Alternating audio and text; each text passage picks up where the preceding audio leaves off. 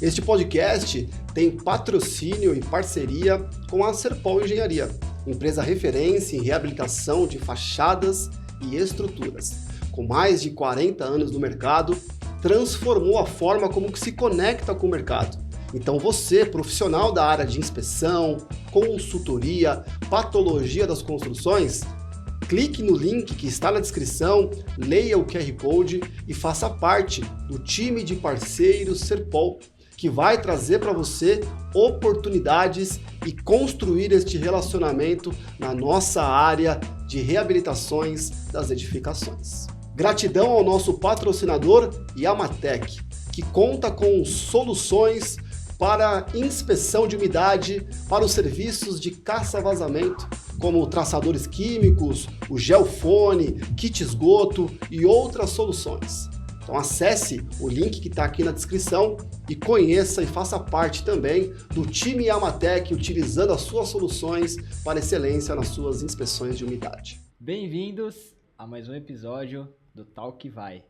Esse que é um podcast oferecimento ADPAT, FSL, Serpol, o podcast que faz parte da ADPAT Podcast e é voltado para os jovens vistoriadores, para você que tem até 7 anos que atua com vistorias, com inspeções no mercado da patologia das construções, ou até mesmo você que é estudante, que está iniciando a sua jornada, que está começando agora, quer saber por onde começar, está indeciso, esse é um canal, esse é um podcast que você pode acompanhar e aí vai esclarecer muito as suas dúvidas e te mostrar um dos caminhos que é a patologia das construções e as vistorias nas edificações.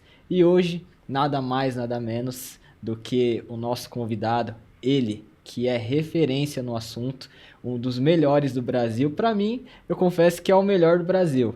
Mas com vocês, Marcos Grossi. Obrigado, Marcos, por aceitar o convite. Por estar aqui, estou muito honrado, feliz de estar com você aqui nesse momento. Já gravamos em outras oportunidades. Da outra vez eu estava sentado desse lado. Agora estou tendo a oportunidade aqui como host para poder receber o Marcos, para poder entrevistá-lo, se assim posso dizer. E a gente falar um pouquinho sobre as vistorias, sobre o VAI e principalmente sobre umidade e recebimento, que eu acho que é algo que você conhece um pouquinho, né, Marcos? Legal. Obrigado, Jonathan. Obrigado pela generosidade das palavras aí, por todo o carinho. É um prazer estar aqui, sendo você a gente bater esse papo, né? E com certeza os temas são bastante interessantes e fazem parte da minha vida faz bastante tempo. Vai ser muito bom essa conversa. Legal. Então, para a gente começar, sem perder tempo, Marcos, eu chamo de Marcos, o pessoal chama de Grossi, mas é o Marcos Grossi. Então, Grossi, como que as vistorias iniciaram na sua vida, na sua trajetória? Como que, agora eu vou começar a fazer vistoria? Como que isso surgiu? Como que virou essa chave para você? Tá. Na verdade, a vistoria começou muito cedo na minha formação, desde na época de estágio, né? Quando eu estava buscando trabalho, eu fui contratado por uma construtora e a grande questão era fazer vistorias de acompanhamento de serviço na obra, que é a grande FVS. Então fazia com checklist a vistoria do recebimento dos serviços. E ali foi o primeiro momento que eu tive que entender que a vistoria era um processo padronizado. Então tinha um checklist, um roteiro, tinha um procedimento. Certo. E eu tinha algumas características importantes para ver se tinha qualidade ou não no serviço. Então, desde o começo, a primeira coisa que eu fiz de estágio foi essa questão de vistoria. E um pouco antes, né? Até eu acabei me esquecendo, mas não menos importante, antes de tudo, com 15 anos de idade, eu auxiliava o meu pai a fazer perícia. Então, naquela época eu ainda não era formado nem nada, eu só, tirava foto como se fosse um fotógrafo, né? Não como um técnico. E depois ajudava a lançar as fotos no Word, mas tecnicamente mesmo nessa questão do estágio. Legal. Então, sua primeira atuação como um VAI, como um vistoriador e um assistente de perícia, de inspeção, foi com 15 anos, mas depois na construtora veio essa questão de fazer as vistorias ali para receber os serviços. E foi desse motivo que ali te trouxe a forma para na construtora para poder receber os serviços e tudo mais, foi esse caminho que fez você buscar depois no mestrado ver o recebimento das edificações? Isso está associado com essa questão do estágio ou foi algo que ao longo do tempo, porque você também teve uma experiência em construtora, né? Você também trabalhou em obras, a gente pode dizer assim. Então, como que teve essa ideia, vou fazer algo sobre inspeção de recebimento das edificações? Perfeito, perfeito. Então, essa experiência em construtora, que foi o estágio, na verdade, hoje, o engenheiro, ou quem trabalha na engenharia, ele só trabalha com vistoria, porque ele não executa nada, né? Então, a responsabilidade técnica de qualquer engenheiro é de fiscalizar, ou seja, de vistoriar, acompanhar, daí você pode colocar qualquer nome, o serviço. Então, na verdade, ninguém faz outra coisa senão acompanhar algo e, de certa forma, está fazendo uma vistoria. É checando, coletando dados e analisando se está sendo feito corretamente, né? Então, eu fiquei 7 anos em construtora na parte de qualidade. E daí, mais do que o que eu aprendi de importante é a questão do método, né? Ter métodos padronizados para fazer vistoria. Ou seja, qualquer pessoa que vai no campo tem que fazer a vistoria da mesma forma. E acho que isso foi a essência que eu aprendi na construtora. Trabalhando com sistema de gestão é criar procedimentos e padrão de vistoria, né? Que daí por isso que vem aquela questão do método, né? Sim, perfeito. Eu sou o senhor método porque eu valorizei muito e dou uma ênfase, porque as pessoas normalmente querem fazer muito no instinto, no feeling, né? No conhecimento particular delas, mas isso não é replicável e nem verificável.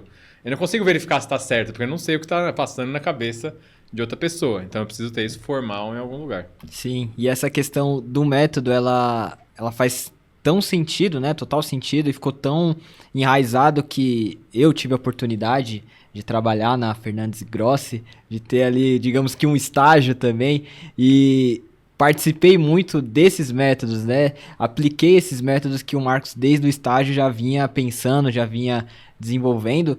E hoje, realmente, se você tiver a oportunidade, o contato com algum laudo que o Marcos Grossi, que o escritório dele produziu, você não sabe se foi eu quem fiz, se foi a Adriana, se foi o Bruno, se foi o Márcio, porque é igual, tem um método, tem um procedimento, eu acho que era isso que você queria buscar, né? Que dependente da pessoa que estivesse realizando, do profissional, tivesse ali algo, um parâmetro, uma diretriz, que o trabalho fosse o mesmo e não tivesse aquela questão, esse aqui foi o Jonathan que fez, porque tá o jeito dele de escrever, tá o jeito dele de tirar foto. Claro, às vezes tem alguma coisinha ali que passa, mas quem pega, quem não conhece, acha que... Fala, nossa, o Grossi fez tudo isso de lauda? Exatamente, essa é a ideia. Porque a ideia do sistema de gestão de qualidade é a perenidade da empresa independentemente das pessoas. Então, é o processo funcionar independentemente de quem está fazendo. Se for ver, a engenharia é isso, a medicina é isso, a ciência é isso. A ciência tem que rodar, a engenharia tem que rodar independentemente das pessoas que estão fazendo ela, né? Então, é justamente isso, essa essência de objetividade, de padronização que eu tento buscar, sempre tentei buscar com essa experiência da parte de consultora.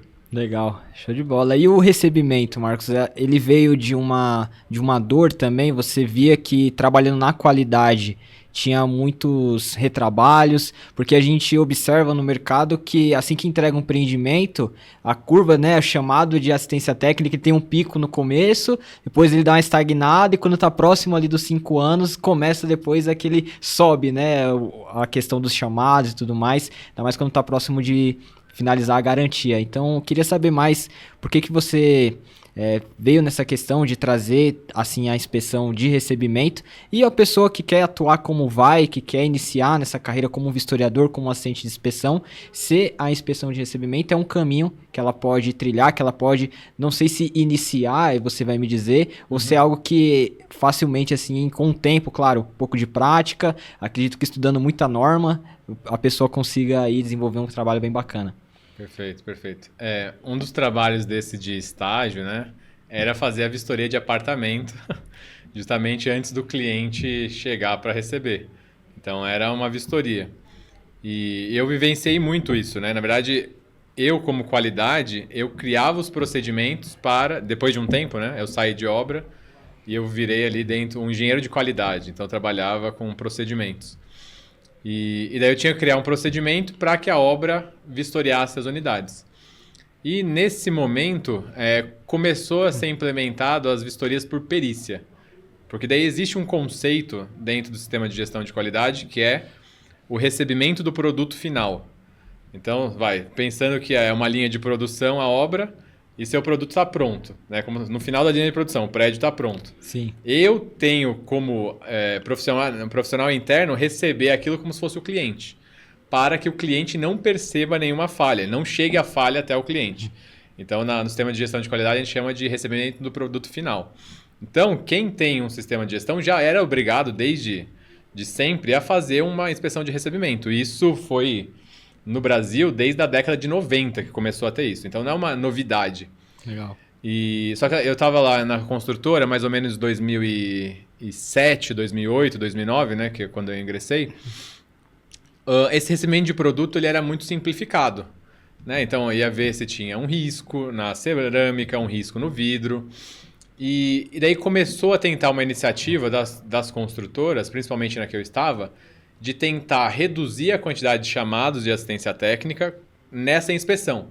Então eu tinha que tentar prever falhas antes dela se manifestar. Eu tinha que ter uma base, conhecimento meio que histórico, né, dos problemas, para na fase do final ali identificar isso. E eu vi que ninguém sabia fazer isso. Ninguém conseguia identificar. E daí começou a ter que contratar empresas externas. E daí, um dos escritórios até da construtora que eu estava era dos meus pais, né? Então eu estava na construtora e contratava meus pais para receber as obras da minha construtora. E você tinha o histórico, já conseguia passar até algumas coisas, né? Isso. Então, daí o que começou a ver? Que o processo de recebimento ele ficou complexo. Então, daí quem está começando, né? Existem, eu acho que, níveis de complexidade do escopo que dá para começar com um escopo mais reduzido, tipo vendo essas anomalias aparentes. E depois tem uma inspeção um pouco mais complexa, que daí é você auditar normas, né? Então ver se está seguindo normas técnicas ou não. E tem um último e terceiro nível, que é isso que eu falei para você, que é tentar prever, né, o que vai acontecer de problema no futuro para identificar antes. E daí são 3 termos que eu escrevo aqui no livro, que seria um vício aparente, que daí é básico de identificar. O vício oculto para leigos. Esse é legal. Oculto para leigo, você precisa ter o conhecimento técnico para identificar aquilo, né? Então, eu tenho que conhecer da norma técnica para identificar ele. Então, você estudando um pouco de norma, você já consegue ver. E tem o vício oculto potencial, que é aquele vício que ele pode se manifestar no futuro. Então, sei lá, uma falta de junta de movimentação no muro.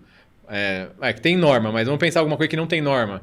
Falta de junta de movimentação numa proteção mecânica, uma falta de rufo em cima de muro, coisas desse tipo que você vê, essa condição construtiva pode gerar um problema. Se você arrumar agora, sai mais barato do que esperar dar problema no futuro. E daí com essa ideia, eu vi que ninguém sabia fazer isso. E daí eu falei, nem eu sei fazer. Eu vejo que os escritórios, porque lá não contratava só a empresa dos meus pais, né? Contratava a Fernandes Grossi e contratava outros escritórios. E cada um via uma coisa diferente. Então, a Fernandes Grossi era o Cristiano e o João Eduardo na época. Sim. Eles focavam muito em questão de acessibilidade, questão de hidráulica e coisas assim, normas que eles tinham mais familiaridade. O outro escritório, que era mais de estrutura, focava mais na estrutura. E eu vi que não tinha um procedimento. Eu, sendo de gestão de qualidade, falei, não, eu preciso criar um checklist. Perfeito. Que atenda a tudo, não só o vício aparente, mas o oculto para leigos e o potencial. E daí eu vi que era um trabalho muito árduo e daí eu resolvi fazer no mestrado, né? Materializou no livro, que daí foi ler mais de 100 normas e traduzir essas normas todas em checklists. Só isso? É só isso. Pessoal, e esse livro aqui do Marcos Grossi, que é referência no assunto, e poderia ser até texto base para uma norma, quem sabe um dia até de inspeção e recebimento, né, Grossi? Sim. Era uma dos meus ideais, né? Tanto é que o capítulo, se a gente pegar o capítulo, acho que 2 do livro, ele é um texto base de norma, basicamente. Legal. Mas aí na banca fala, não, é muita ambição você querer fazer tudo, né? Você quer fazer norma, você quer fazer livro, você quer fazer tudo. Calma. Não, contém aí, né? O Hércio até tinha falado, não dá pra você criar o grande almanaque da engenharia. Ele cortou metade do livro de informação, que estava muito detalhado. Tinha informação de projeto, tipo, tinha muito minuto, porque quando você vai lendo as normas, você vê que fala de projeto, fala de execução. E daí falei, não vai dar para analisar a fundo os projetos no momento do recebimento. Então daí eu comecei a cortei 50% do livro. Sim. Que daí eu até pensei, pode ser o doutorado, né? Criar checklists para inspecionar cada disciplina de projeto e cada etapa de obra. Só que daí eu desisti disso, porque daí ia ser muito, muito complexo. Daria muito trabalho, né? Mas era uma intenção minha. Ou pode ser ainda que no futuro aconteça, né? Mas esse foi, na época, o que aconteceu. Não, incrível. E assim, algo que vocês observarem, o livro é a sua dissertação. E eu tô fazendo também o mestrado lá no IPT, até porque você fez, então eu tenho você como uma referência, e quando a gente tem alguma pessoa como referência, a gente quer fazer as coisas semelhantes, né? A gente quer copiar porque a gente vê ali que a pessoa, ela tem sucesso naquilo e a gente quer também ter sucesso naquilo. Então, eu vi que você tinha feito já uma pós-graduação no Mackenzie, até o Felipe também fez. Eu, na época, fiquei com desejo de fazer também, porém, optei pelo IPOS e não me arrependo, uma decisão muito assertiva, turma 1 do IPOS em patologia. Mas, quando finalizei, falei, agora eu quero buscar um mestrado. E aí vi que você tinha feito o mestrado no IPT, também uma referência no nacional, enfim, até internacional. E quando eu fui ler as dissertações para poder me basear para escrever a minha, eu vi que as dissertações tinham 80, 90, 100 páginas. A sua tem 400 e alguma coisa. Então, isso que você falou mesmo, reduzindo ali metade do trabalho que você pensava em desenvolver, você ainda desenvolveu um baita trabalho comparado a muitos outros que a gente tem aí já escritos e tudo mais. Então, isso já é uma referência, enfim. E vamos lá. Para falar agora sobre inspeção e vistorias de umidade. É um tema que até o que eu tenho pesquisado, tenho estudado no mestrado. Você é o meu co-orientador, né? Não pode ser orientador porque ainda não é doutor, mas se pudesse, com certeza, seria uma honra que você fosse meu orientador direto ali. Mas quando a gente fala sobre vistoria de umidade, é algo que, se a gente pegar também as literaturas e tudo mais, é um dos principais problemas, se não o principal, que assombra aí as edificações. E como que para você foi trazer essa questão, quero também me especializar na umidade? Porque nós temos dentro da patologia das construções as inspeções prediais e tem as especializadas, né? A gente pode classificar como a de umidade uma inspeção especializada. Então, como que isso, além de você ser um baita clínico geral, também ser ali especialista na questão da umidade? Isso foi por conta da construtora? Da onde que veio essa ideia? Não, a parte de umidade, então eu saí da construtora, né? Comecei a trabalhar com a minha mãe no escritório. E daí eu implementei a questão da inspeção de recebimento, tudo. E daí a gente começou a ter muita demanda de problemas de umidade nas edificações, né? Sim. E daí o que me encantou e eu quis avançar mais na parte de umidade, porque, primeiro, a umidade é uma das poucas anomalias que a gente consegue reproduzir ela e confirmar qual foi a origem. Uma fissura, eu não consigo reproduzir a fissura. Né? Então, eu não vou fazer uma prova de carga lá, mesmo porque eu não consigo trazer o material para o estado original dele. Depois que ele já fissurou, o comportamento dele é outro. Na umidade eu tenho essa vantagem, né? Apesar de ser um quebra-cabeça muito difícil de ser resolvido, ela tem essa vantagem se eu jogar água e eu jogar água no lugar certo, ela me fala e confirma. E eu sempre quis ter certeza no meu diagnóstico. Né? Então, eu sempre fui muito crítico, né? De, tipo, muito cético, na verdade. Não confio nem nos meus pensamentos. Então, eu preciso de uma evidência que me dê certeza. E daí eu vi que na umidade isso era possível, diferente dos outros, que era muito mais subjetivo. Né? E daí eu comecei a pensar como isso não estava muito bem formatado, eu comecei a adaptar métodos, né? Estudar um pouco mais sobre umidade e entender os mecanismos e tentar formular uma estrutura de vistoria, um procedimento, né? Que ainda não é formatado como deveria. Eu acho que na sua dissertação você vai conseguir desenvolver isso.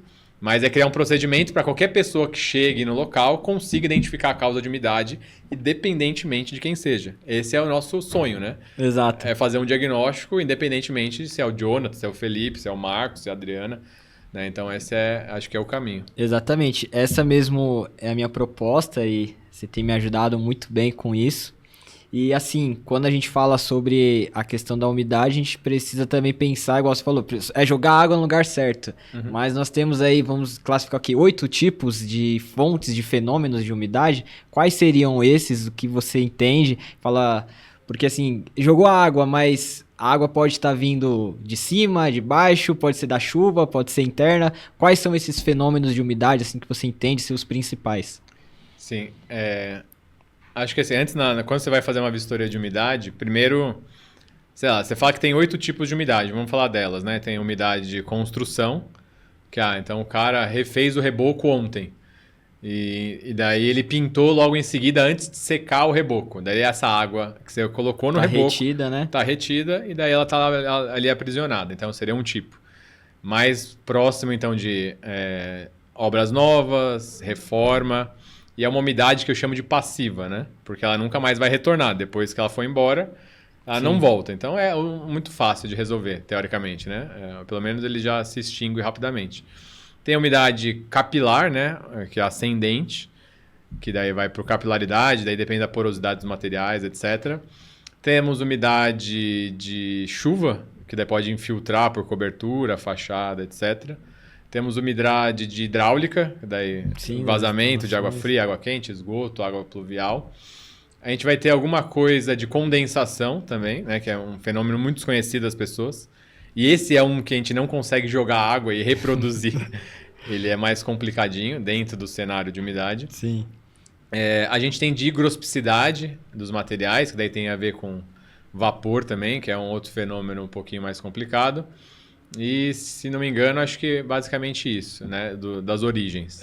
Tô tentando aqui contar contigo, mas eu acho que é isso. Faltou de uso e operação, né? Manutenção e até mesmo, acho que as causas fortuitas, né? Que a gente chama, que pode ser, às vezes, um vandalismo e alguém foi lá e roubou aquele hidrante que fica o registro na entrada do bombeiro e aí perdeu a água...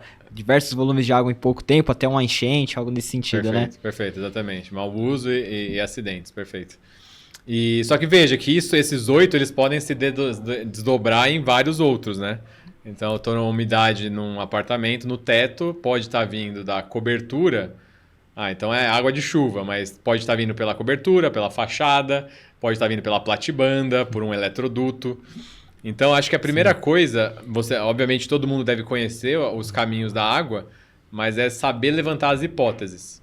Só que você começa a levantar hipóteses, você for pensando, você chega em 50 hipóteses brincando. E não dá para você testar 50 hipóteses, né? Senão vai ficar muito cara a sua vistoria. Então, você tem que ter uma noção de o que é mais provável e menos provável. Que daí é uma outra estratégia, que daí é a questão da plausibilidade, né? O que é mais plausível, o que é mais provável na sua mente. E daí você tem que ordenar, essa aqui é mais provável, essa aqui não é, daí você vai testando da mais provável ou mais barata, né? Sim. Eu testo aqui, mas não tem custo e vou fazendo isso, até achar o ponto. E nem sempre a gente consegue achar. E nem sempre... e é interessante porque, às vezes, por vezes, a umidade... igual o Grossi falou, ela pode estar vindo de uma água de chuva, às vezes um problema de umidade ele pode desencadear outro, né? Então às vezes a gente tem um problema que uma água que afetou uma parede, um revestimento, e aí a temperatura internamente do ambiente já também não é a das melhores, aí acaba gerando uma condensação, aí acaba gerando... Então um problema pode acabar acarretando o outro, né? E isso acaba dificultando mais ainda essa análise, né? Me fez lembrar um caso recente que ficou meio que inconclusivo na minha mente, porque é caixão perdido. Caixão perdido é típico disso, né? Porque umedece, daí ele forma uma lâmina d'água, daí gera um ambiente muito úmido. E daí você vê condensação também. Daí quando você chega e vai fazer o diagnóstico, você está vendo que está condensando, mas você não sabe se é a causa primária, né? Foi a condensação ou foi uma infiltração. Daí a gente testa algumas coisas, nesse caso específico não confirmou nenhuma, e daí ficou, será que a condensação é alguma coisa que já foi resolvida, eu não sei, ou alguma hipótese que eu não pensei e não consegui testar? Então sempre vai ficar alguma pulguinha atrás da orelha, é meio complicado, né? Em alguns casos. Isso trabalha muito na nossa mente e assim, acho que esses casos, esses estudos de caso, eles são os mais desafiadores e aquilo que mais instiga, né? Faz a nossa mente pensar e tudo mais. E quando fala de pensamento, de coleta de dados, não tem como a gente falar do Sherlock Holmes, né? Que você sempre cita nas suas aulas e tudo mais. Até tem esse livro aqui, Perspicácia, eu queria que você falasse um pouquinho sobre ele, que é um livro que você também sempre recomenda nas suas aulas e tudo mais. E eu acho que, voltando aqui na questão do Sherlock, analisar, né, como posso dizer, observar antes de concluir. Então, coletar os dados antes de concluir. Você pensa que é nesse caminho? Perfeito. O capítulo que eu escrevi aqui no Manual de Engenharia Diagnóstica, de Metodologia do Diagnóstico, foi inspirado totalmente nesse livro Perspicácia. Acho que eu nunca falei isso para ninguém. Mas no começo dessa questão de diagnóstico, eu me fascinei muito pelo personagem do Sherlock Holmes.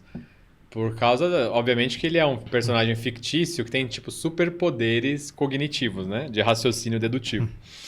E por incrível que pareça, esse livro é de uma psicóloga que ela meio que tentou traduzir as habilidades do personagem em coisas reais. Então o livro é muito interessante, porque ele fala, essa daqui é uma capacidade humana de observação, de seletividade. Então ela traça o perfil psicológico do Sherlock Holmes. E daí eu vi, nossa, eu consigo então, é factível virar o Sherlock.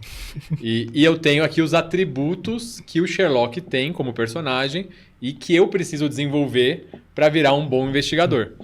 E daí eu fiquei fascinado nisso e daí que eu comecei a me enveredar para a questão de metodologias diagnósticas, né? Foi baseado nesse livro. Porque eu vi que era possível ser um Sherlock Holmes da vida real. Incrível. E como diria o Sherlock, até anotei aqui para não esquecer, que é um erro grave formular teorias antes de se conhecerem os fatos, porque sem querer começamos a distorcer os fatos para que se adaptem às teorias, em vez de teorias que se ajustem aos fatos. Perfeito. Né? Isso é uma coisa que no livro dela tem, e eu falo muito, que é assim, o diagnóstico ou a investigação só tem 2 etapas. Coleta de dados e interpretação desses dados. Então, você vai lá, vê um problema, viu umidade. Daí você pensa, pode ser hidráulica. Daí você vai coletar mais dados para ver se foi hidráulica mesmo ou não. Daí você viu, não tem nada de hidráulica perto. Então é chuva. Então você vai coletando dados e interpretando. Isso é um processo infinito de coleta de dados e interpretação até você formar alguma convicção. Daí você tem um grau de convicção que a gente não tem ainda formalmente estabelecido, né? Qual seria o mínimo de convicção que eu tenho que estar formada para aceitar aquilo como verdade? Daí é uma discussão um pouco mais a fundo. Mas é a questão que, se a gente conseguir separar na nossa mente como vistoriador, principalmente quem está ingressando, na mente de quem já está no mercado, isso é muito confuso. E é muito difícil até falar com quem já está há muito tempo, porque a pessoa aprendeu de uma forma diferente. Daí falar para ela, apaga tudo que você faz para fazer diferente, é muito complicado. Mas quem está começando tem a vantagem de estar com o HD zerado. Daí pensa, então, quando você vai fazer qualquer trabalho de inspeção, qualquer coisa, tem uma etapa coleta de dados crua, que é o que realmente está lá. É uma mancha de umidade, ali é uma mancha preta, é uma corrosão, é uma trinca. E depois, em outra etapa, você começa a pensar nos porquês que aquilo aconteceu. Então, acho que essa é uma das grandes questões que esse livro ele me ensinou, que é, na questão da psicologia, separar o que é a parte que eu estou captando informações da realidade e a outra que meu cérebro está interpretando daquilo que eu estou coletando. Então, muito, acho que vale a pena todo mundo ler esse livro. Perfeito.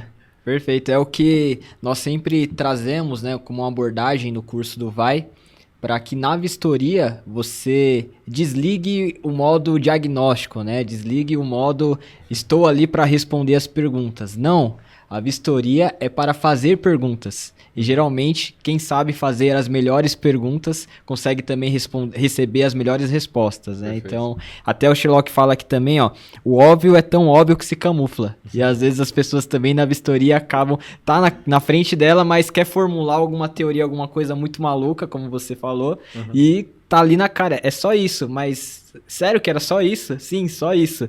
E é preciso ter um olhar treinado para enxergar, é o que a gente traz ainda também na questão do vai, que é a constatação, né? E como isso é importante, tanto voltando na questão do recebimento, quanto na umidade, né, Grossi? Acho que ter um olhar clínico, crítico, uma visão assim de coletar as informações, porque aí depois coletou tudo, aí vai trazer, sentar na mesa e aí conversar, analisar, interpretar, que são as duas fases que você falou, né? Perfeito, perfeito. Então essa questão que ele fala, né, que você citou, é uma coisa que no livro, a Kanikova, ela fala que é de seletividade. Então, a gente tá aqui, eu tô com uma caneta, a caneta tá no meu bolso, e eu fico procurando onde tá a caneta, sendo que ela tá no meu bolso, tá na orelha, né? Sim. É uma questão que o cérebro, ele é seletivo. Então, ele tem estímulo de dados para todo canto, e ele seleciona aquilo que ele acha que é mais importante. Se você já tem uma teoria formulada na sua mente, você vai só se direcionar a atenção, vai direcionar a sua atenção só para os pontos relevantes para essa teoria. Só para corroborar essa sua teoria, só confirmar. Você acaba ignorando coisas que descartem ela. Por isso que você tem que ir com a mente zerada de diagnóstico. Você tem que ir com a mente só de coleta de dados. E por isso que é importante ter um checklist, porque a nossa mente, mesmo que a gente não queira, ela vai ser seletiva. Eu vou deixar alguma coisa passar batido. Daí eu tendo então um procedimento, eu vou ter minimamente coletar todos aqueles dados. Eu sempre vou ter que, sei lá, olhar o canto da janela, mesmo que eu me esqueça, mesmo que aquilo para mim não pareça relevante. Então ter isso em procedimento, né, que é aquela questão, independentemente de quem vá lá faça, é muito importante. Né? Porque se a gente for só tipo assim, acordei de manhã, pus uma roupa e fui fazer a vistoria, sem se preparar e ter estruturado o que você tem que coletar lá de dados, você pode se dar mal, né? Porque o cérebro, a gente não controla o que o nosso cérebro vai querer captar de informação. Exatamente. E a preparação ela é a base fundamental para toda a vistoria, né? Então, ter aí toda essa preparação, ter uma câmera com a lente limpa também, isso acho que ajuda muito, né? Já é meio caminho andado para se fazer uma vistoria com qualidade, né? E eu queria já pra gente ir caminhando aqui pro final, você já deu algumas recomendações aqui, o seu livro também, se perspicace. Você teria mais alguma literatura que você indica? E claro, também o pessoal participar do GT de artigos, aí você pode fazer esse convite, mas tem mais algum caminho, mais alguma dessas que você recomenda o pessoal estudar? Quem ainda mais está no começo e quer iniciar na trajetória com as vistorias? Sim, sim. Quem quer começar nas vistorias, é muito bom esse livro Manual de Engenharia Diagnóstica, né? Ele é bem amplo. Eu só não vou tirar ele daqui, porque senão vou derrubar tudo. É da Leude, tem vários autores, então ele é bem... Quem está começando vai ter contato com todos os segmentos. Acho que é muito bom. Como a gente falou de umidade, tem o livro Alvenarias Afetadas por Umidade e Sais, que acho que é o melhor livro nacional sobre o assunto, né? Sim. Então é muito bom mesmo. E tem Umidade em Parede, que daí é livro de Portugal, ou Umidade Ascensional, da editora Lenec, né? Lenec. Lenec. E acho que é isso. Esses são os livros principais, acho, para quem está ingressando, com esse viés da umidade, né? Legal. E os cursos, né? Então tem o curso do VAI, que vai dar toda essa base, né, dos procedimentos. A gente orienta o passo a passo ali, o arroz com feijão para ser feito para ser feito o dia a dia. Acho que é muito importante isso, né? Que é um curso mais de capacitação mesmo.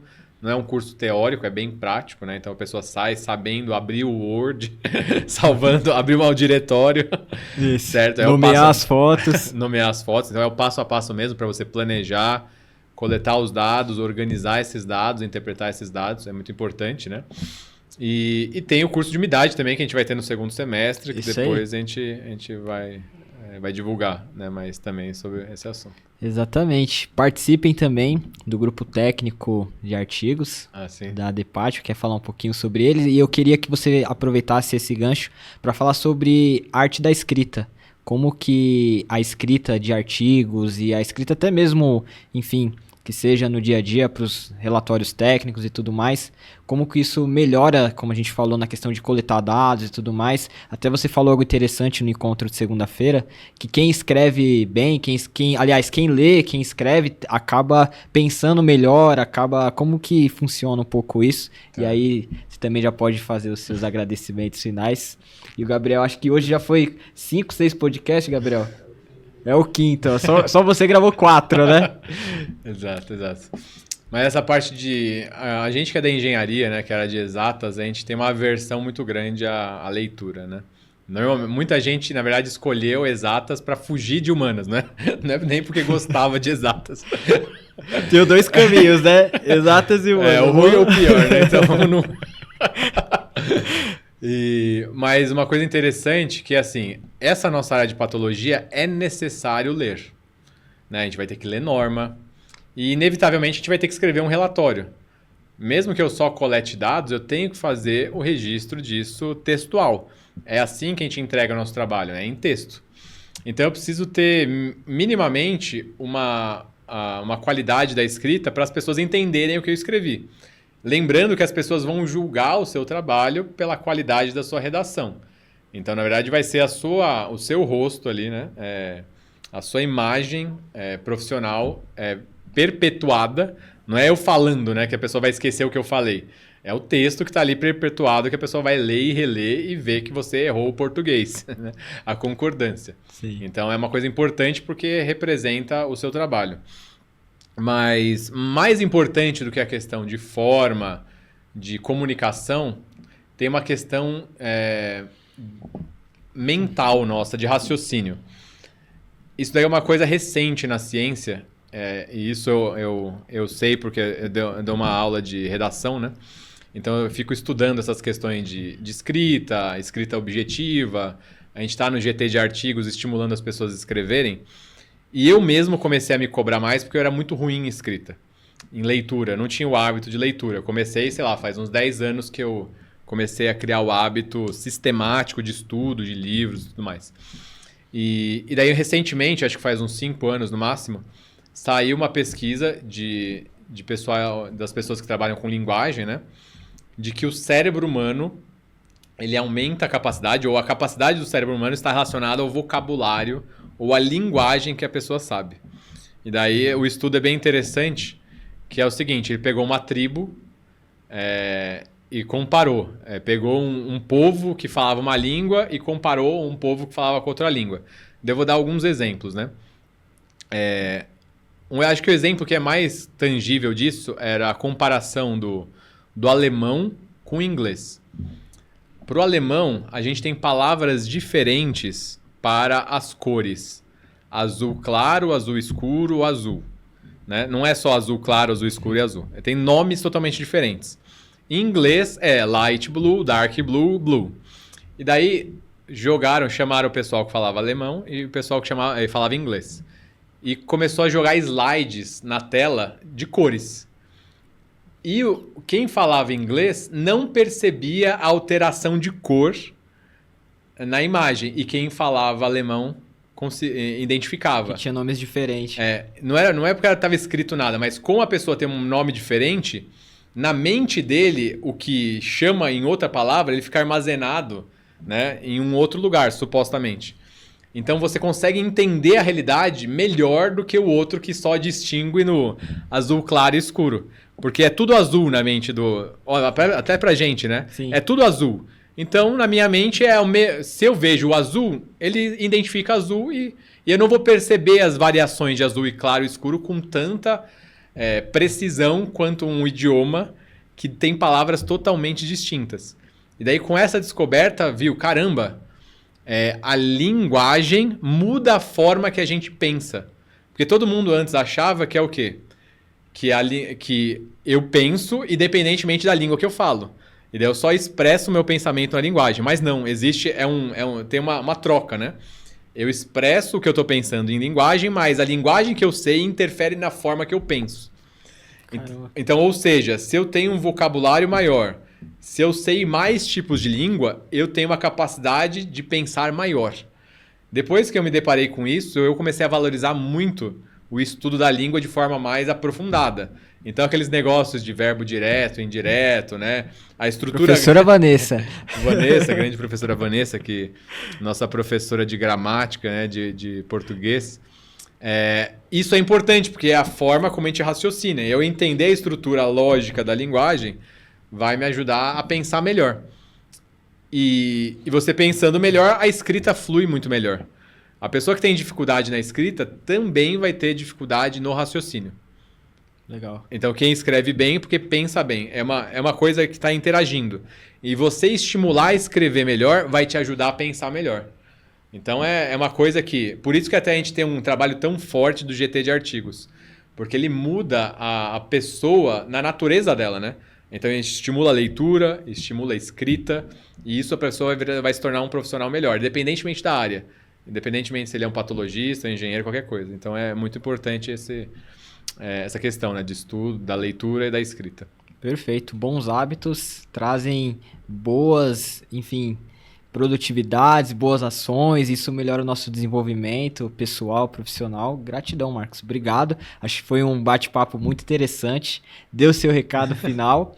E só para finalizar o resumo daquilo que a gente conversou, então, inspecionar, vistoriar, diagnosticar a umidade e até mesmo o recebimento das edificações não é seguir um roteiro muitas das vezes fechado, né? Principalmente para a questão da água, mas sim saber observar, levantar as hipóteses e validar de forma técnica aí com os testes e tudo mais. E como diria o Sherlock, os dados vêm antes da teoria. Isso mesmo, isso mesmo. Então, obrigado, Jonathan, aí pelo tempo, né? Sempre um prazer falar da nossa área que a gente ama. Se você está começando, né, e está assistindo até esse momento, conseguiu aguentar aqui 30 minutos de fala, busque estudar mais, né? Então, a leitura vai te ajudar mais. Busque escrever melhor. Se você está começando, o curso do vai ser muito importante na sua formação, porque a gente vai dar todo o suporte de mentoria e orientações para fazer tudo isso. E também estamos à disposição de vocês para tirar dúvidas nos GTs, né, de artigos técnicos e outros GTs aí da ADEPAT. Muito obrigado, né? Obrigado pelo convite. Tamo junto. E até a próxima, então. Isso aí. Isso é Marcos Grossi, isso é o Tal Que Vai e isso é a ADEPAT. Muito obrigado. E como diria o Felipe, vamos que vamos. Tchau! Tchau.